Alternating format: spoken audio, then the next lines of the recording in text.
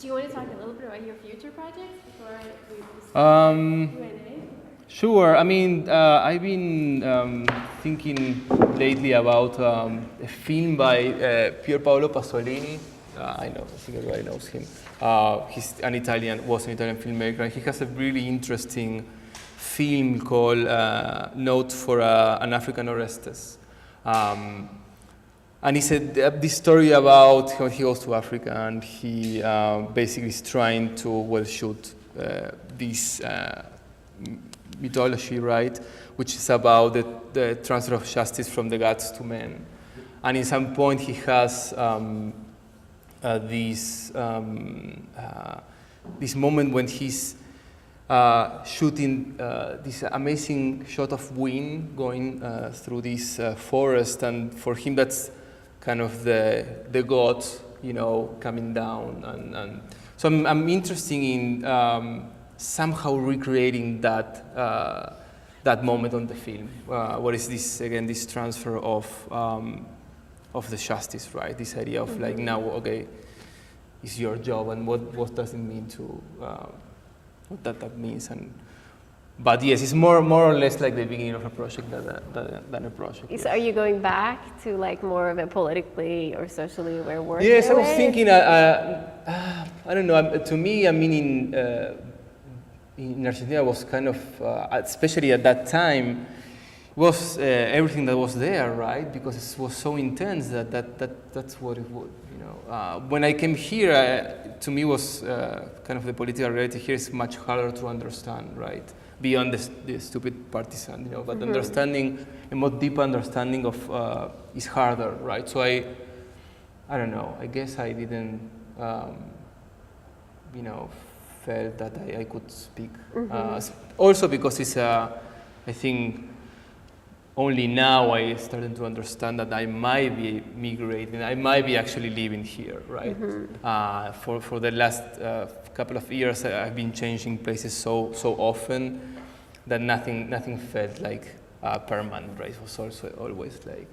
So I guess that was also reflecting the type of work that was.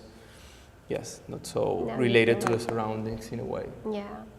So I'll start with one question, and then we can open it to the audience. I have, especially in terms of the last project and like the 90 degrees south and this one with the light, it seems like you use. You create these artificial environments without the direct realism, but then you use these representational views that kind of focus on the psychological mediation that happens when you're confronting the work. Right. But you use the technology and the computer purposefully, kind of behind the scene in a way. So we don't see those. It's like that moment of awe and surprise and like. Curiosity that you kind of see when you confront these work. So do you see yourself as someone, as an artist who uses technology and media, do you see yourself like an illusionist, like you trick people into these moments that you have no idea where it is? Right. Yes, it's a thin line. I mean, when you are, in what point what you are doing becomes entertainment. That's something that it has tortured me many times. When it becomes entertainment, when it's not. And I have seen like, insanely successful artists, right? That are very important for me, and I went to their and see their work and everything, and I don't know. At some point was hard to say like, is this like a perfume, beautiful, designy thing, or is this more meaningful? And I guess it's hard. I mean, in terms of what you're saying, being that illusionist or wanted to trick. I don't approach it that way. I mean, I guess I always trying to do something else, and perhaps I'm more interested, let's say, in the pace, or I'm really interested in the case of the radiation, all that. I was really fascinated with the phenomena. I didn't care about anything else at all. Right. It was just I was trying to, But it seems like, the material, Yeah. the physical material is a lot more not interesting, but a lot more meaningful for you, right? Than releasing the code. Now I'm using code as like that technology behind the work, because a lot of programming goes behind that piece, like with the light piece, Yeah, but for I'm instance. not. But you don't show any of that. And some Right. artists like release that code and they want to show that process of like the technology Yeah, as the yeah, tool. absolutely. But you're focusing on the moment and the Right, experience in a way. And Yeah. I mean, in this case, yes, I was more interested Right. in that than. But yeah, I mean, there's this working specifically that there was other potential of the work that I didn't pursue. Yeah. In terms of where the specifics of the locations that I was getting for example, the video feed that I didn't focus on that. Yeah. I was more interesting in. Yeah, I mean in the experience perhaps. You like to hide that. Yeah. And then also like it shows, like now that I saw your work, especially like many of them together, there seems to be this like evolution that happens, that like the process of time, growth, and like Yes. change. Why do you think you're focusing on like with the time, like the slow change, and which is beautiful? I just want to know, like, where does it come from, especially since you came from the political, social, like that type of work? I think it's also an interesting the basics of, for example, in cinema, right? The basics of motion. That I always was really fascinated too, and I mean, in parallel of kind of for example, the work that is crowd, right? That is happening, and that has all these some political. Contextual, whatever.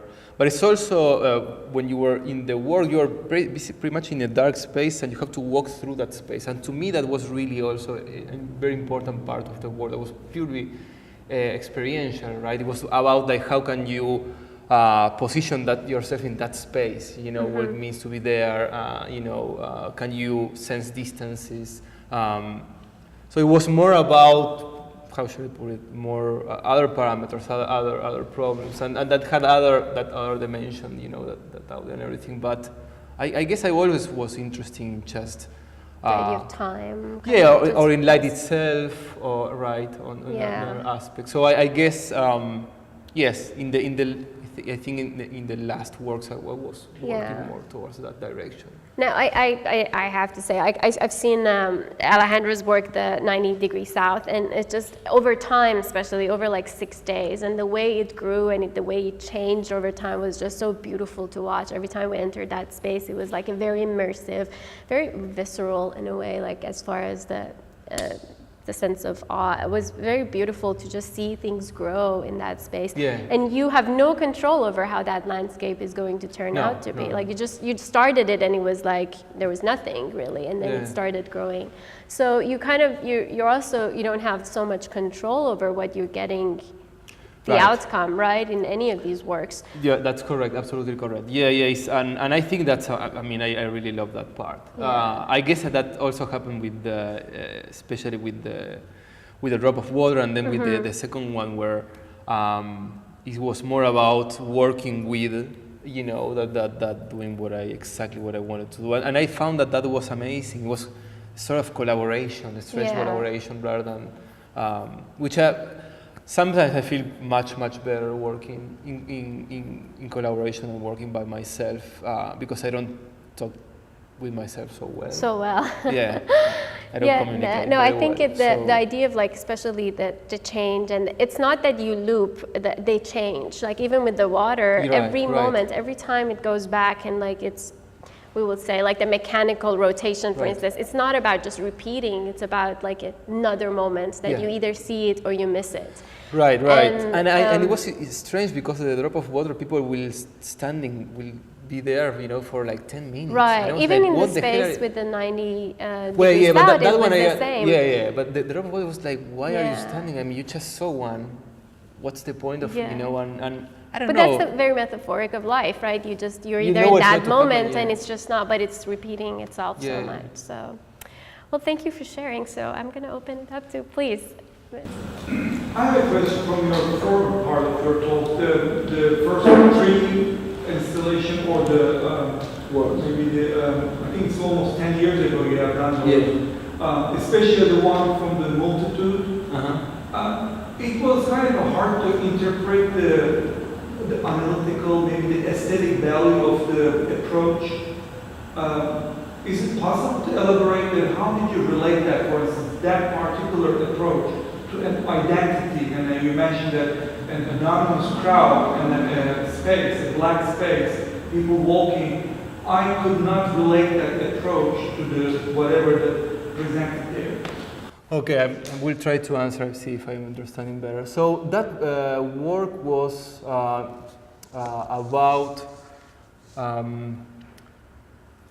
So there was a lot of political manifestation. So the figure or you know the crowd and the people getting together for a number of reasons was something that was happening constantly.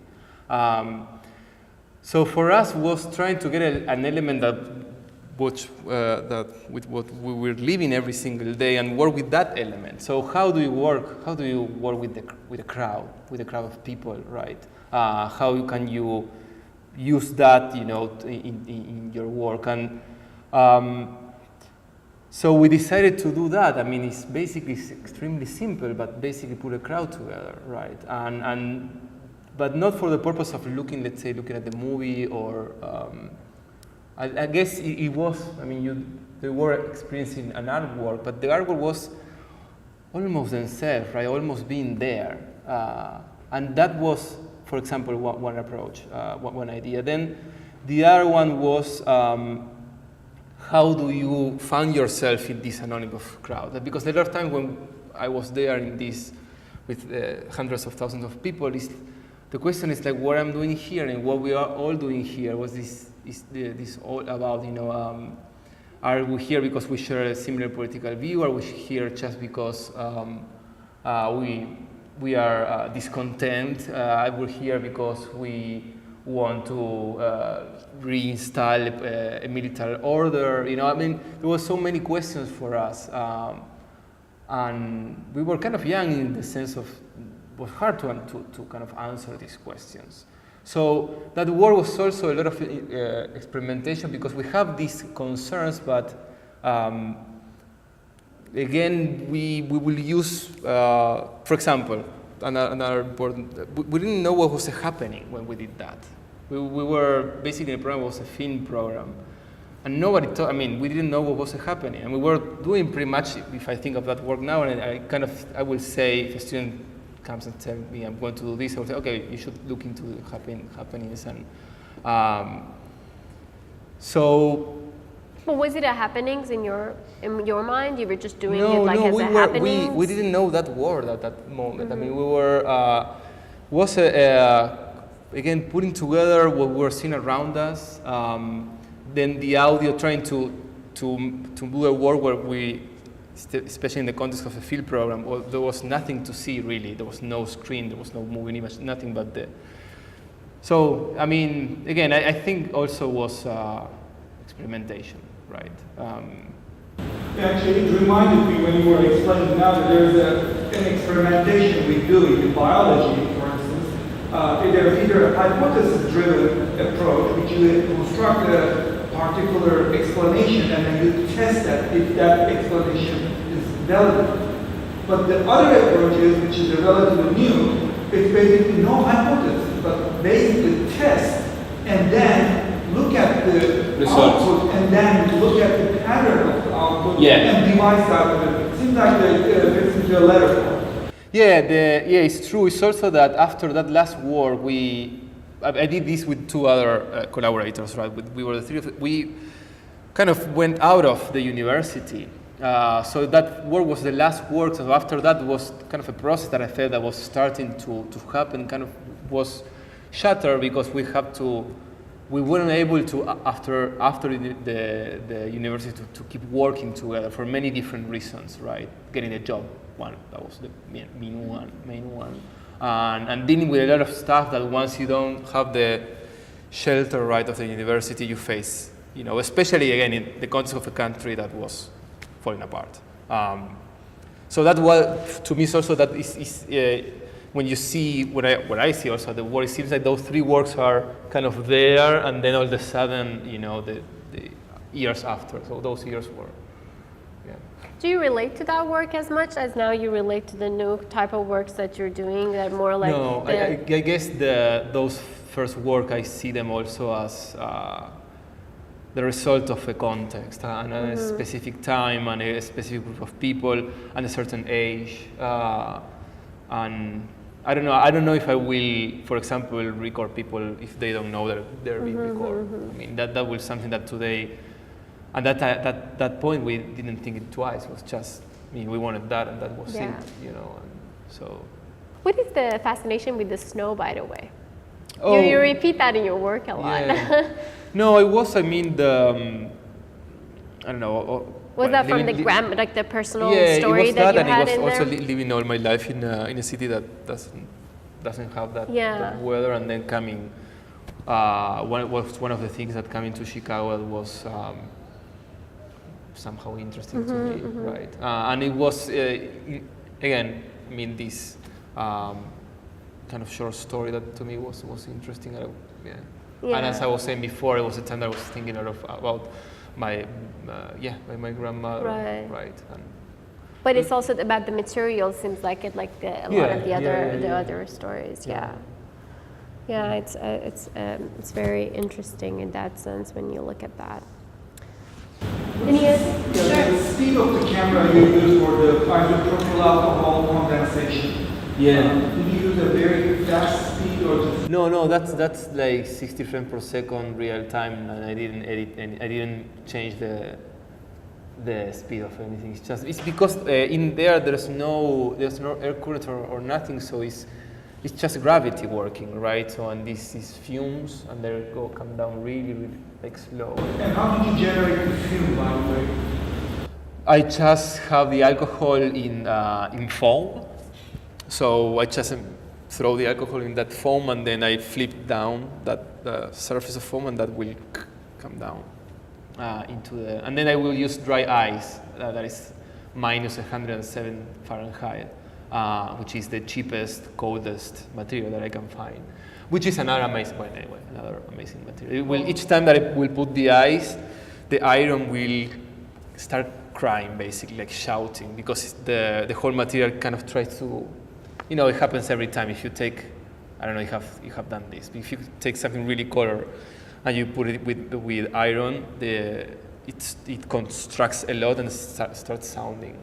I have to do the work with that too. Yeah. And it was really intense because it was like a brick of ice like this big that I will get in a factory, and I will press that with like springs into the plate of metal. So this crazy sound will emerge, but it will only last for so long till the metal will reach a certain temperature, and then it will go away.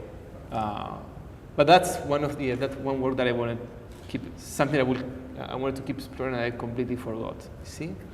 Yeah. These talks are good. Something that starts. How many cameras were you getting a feed from all the public cameras that the webcams yeah, these that webcams are out there? are all public domain. For this piece. Which is crazy. They are thousands, and they are. You have find websites that they are cataloged in like beach webcams, you know, mountain webcams, traffic webcams, and then categories that are insane, like home in volcanoes webcams. I don't know, crazy things. And then you can. The only thing that you need to do is to grab the frames as they become available, and that's it. Then the rest is just a software that grabs the frame, blurs, analyzes the images. It's not so complicated. Very nice. It's a very simple process. Two things. One, it's not really a question, is that except for your first three pieces that you showed, it seems to me that what your work is doing is like not necessarily making beauty, but like drawing attention to things that are amazingly beautiful that happen to be there. And I don't know if that is what you're doing, but I like it. If that is, I like it either way. And then other than this particular piece right here, I don't 100% understand.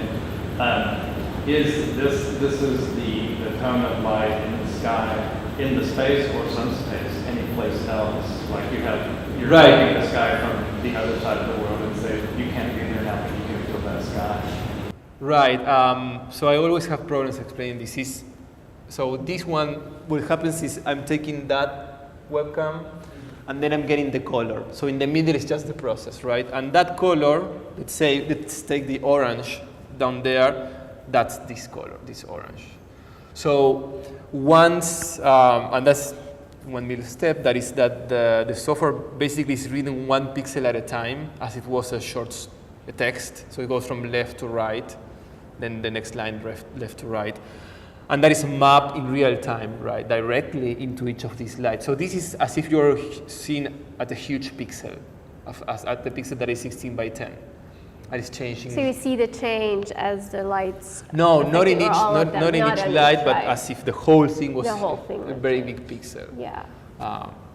And so what's the period of each frame? Well, it depends on the different webcams will give you sometimes, I don't know, 1 frame per minute, sometimes 1 frame every 5 minutes. And I didn't have webcams that will give me 1 frame every 20 minutes because they were like in very crazy latitudes. So there were some military webcams, you know. So like the webcam is nowhere near the gallery? No. It can be, I have some in Sri Lanka. I mean, in a very, very, around the world, you know. And the way that I will select them is because they are separated by, I think it was 20 degrees in longitude. So every 20 degrees is 1 hour in time, right? So I will get 1 every 20 degrees. And some of the comments when I show this work was that there was kind of really a lot of potential in terms of which, you know, the specificities of each of these locations. And it was true. I mean, it's something that I would probably go back because that was another part of the work, and that you were kind of pointing at that too. That is not shown, right? That this process of how the light comes, where this location, all that is not, you know, the viewer doesn't see that. So yeah, I mean, what will you say?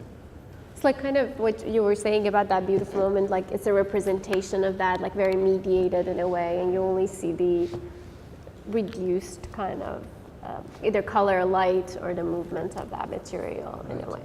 Yeah. Any other comments? Any other? Well, thank you so much, Alejandro. Thank you for sharing all of that. Thank you. Thank you. So.